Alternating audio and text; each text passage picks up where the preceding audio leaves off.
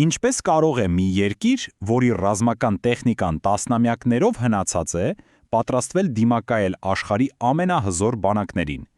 Դե հենց այս հարցի պատասխանն էլ մենք այսօր կփորձենք գտնել,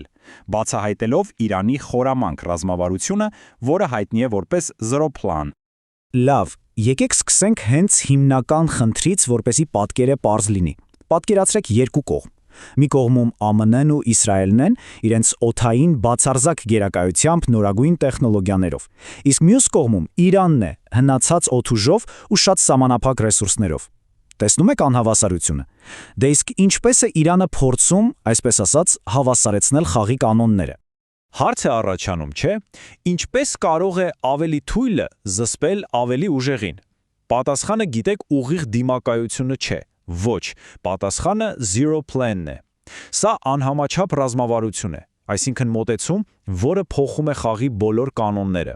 Այն հիմնված է 3 հիմնական, այսպես ասած, խաղաքարտի վրա, որոնց նպատակը մեկն է՝ ցանկացած հարձակում դարձնել ուղղակի մղձավանջ հակառակորդի համար։ Եվ այսպես, առաջին խաղաքարտը։ Սա ուղիղ պատասխան է օդային հարվածների մշտական սպառնալիքին։ Տրամաբանությունը իրականում շատ պարզ է։ Եթե չես կարող վերահսկել երկինքը, ուրեմն մարտը պետք է տեղափոխել այնտեղ, որտեղ թշնամու ինքնաթիռներն ու արբանյակները փաստացի կուրանում են՝ հողի տակ։ Բայց որպեսզի լիովին հասկանանք, թե ինչու է այս ստորգետնյա լուծումն այդքան կարևոր, եկեք նախ տեսնենք, թե ինչի դեմ է այն պայքարում։ Խոսքը բունկերները ոչնչացնող ռումբերի մասին է։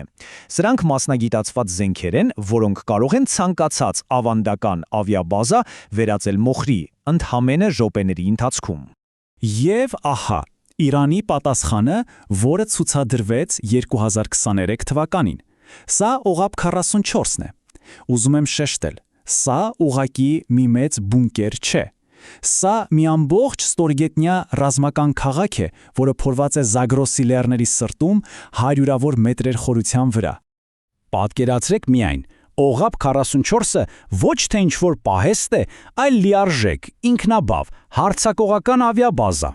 Խորը լեռների տակ կան հրամանատարական կենտրոններ, վառելիքի ու զինամթերքի հսկայական պաշարներ և նույնիսկ F4 կործանիչներ, հագեցած հեռահար թևավոր հրթիռներով։ Այսինքն, այն ստեղծված է ոչ միայն պաշտպանվելու, այլև շատ հզոր պատասխան հարված հասցնելու համար։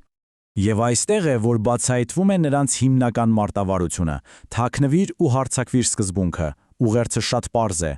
Կարող եք վերահսկել երկինքը, բայց հակահարվածը գալու է հողի տակից, այն պահին, երբ դուք ամենաքիչն եք դրան սպասում։ Լավ, սա տեխնիկական կողմն էր։ Հիմա եկեք անցնենք երկրորդ խաղաքարտին։ Սա արդեն մարդկային գործոնի մասին է։ Շատ կարևոր հարց։ Իսկ ինչ կլինի, եթե հակառակորդին հաջողվի, այսպես ասած, գլխատել Իրանի ղեկավարությանը։ Գիտեք, այս ռազմավարությունը ծնվել է դառը դասերից ու կորուստներից։ Երբ բարձրաստիճան հրամանատարները մեկը մյուսի հետևից թիրախավորվեցին, պարզ դարձավ մի շատ վտանգավոր բան։ Կենտրոնացված ղեկավարությունը նման է շղթայի, որը կարող է կոտրվել ընդամենը մեկ օղակի վնասվելուց։ Ուրեմն ինչ պետք է անել։ Ստեղծել մի համակարգ, որը կենտրոն չունի։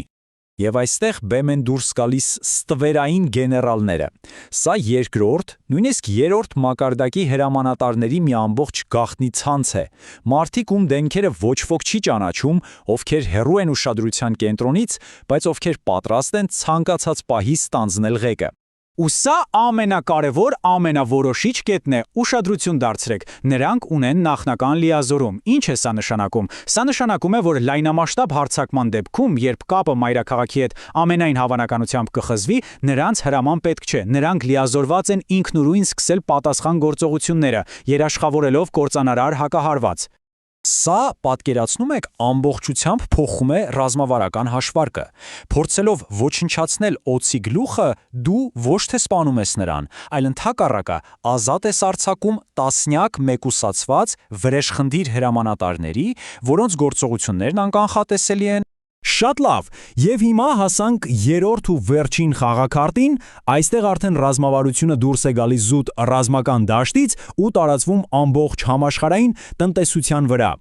Իրանի աշխարհագրական դիրքը նրան հնարավորություն է տալիս վերահսկել Հորմուզի նեղուցը, որը փաստացի համաշխարհային նավթի առևտրի զարկերակն է, բայց պլանը ոչ թե հսկա ավիակիրների դեմ ճակատամարտ տալն է, այլ նեղուցը վերածել մահացու թաքարդի։ Պատկերացրեք հարյուրավոր արագընթաց նավակներ ու փոքր սուզանավեր, որոնք իսկական խաոս են ստեղծում, ուղղակի անհնարին դարձնելով անցումը։ Բայց սա դեռ ամենը չէ։ Ռազմավարությունը մեկ կետով չի սահմանափակվում։ Այն տարածվում է ավելի քան 2000 կիլոմետր հեռու դեպի Բաբ էլ-Մանդեբի նեղուց, Սուեզի ջրանցքի հենց մուտքը։ Օգտագործելով իր դաշնակիցներին տարածաշրջանում, Իրանը կարող է միաժամանակ սպառնալ համաշխարհային առևտրի երկու կենսական զարկերակներին։ Իսկ ինչ կլինի, եթե այս երկու կետերը փակվեն, թեկուզ ընդամենը մեկ շաբաթով, դե կսկսվի իսկական տնտեսական փոթորիկ։ Խոսքը ոչ միայն ֆոնդային շուկաների հնարավոր փլուզման մասին է, այլև նավթի գնի այնպիսի անհավանական աճի, որը կզգա բառացիորեն յուրաքանչյուրը աշխարհի ցանկացած կետում։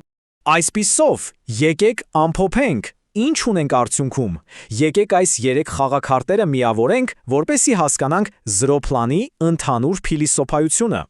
Այս աղյուսակը ըստ էության ամբողջ ռազմավարությունն է։ Տեսնում եք, սա պատերազմում հաղթելու ծրագիր չէ, սա երաշխիք է, որ ցանկացած մեկը, ով կհարձակվի, ստիպված կլինի վճարել աներևակայելի բարձր գին, եւ ռազմական, եւ քաղաքական, եւ տնտեսական առումներով։ Ամբողջ ռազմավարությունը կարելի է բնորոշել այս միտողով, որը բավականին սարսափեցնող է հնչում, այն ըստ էության ընդունում է, որ Իրանը գուցե չկարողանա հաղթել, բայց այն կարող է երաշխավորել, որ հաղթողներ ընդհանրապես չեն լինի։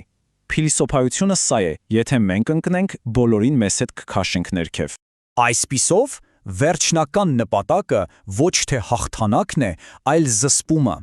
Գաղափարը հաղթանակի գինը այնքան բարձրացնելն է, որ այն ուղղակի անտանելի դառնա,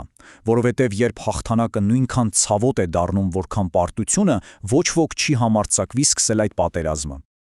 Եվ այս ամենը մեզ թողնում է մի շատ խորը հարցի առջև, որի շուրջ արժե մտածել։ Մի պատերազմում, որը նախագծված է հաղթողներ չունենալու համար, ընդհանրապես ինչ է նշանակում հաղթանակը։ Շնորհակալություն, որ մեզ հետ էիք այս վերլուծության ընթացքում։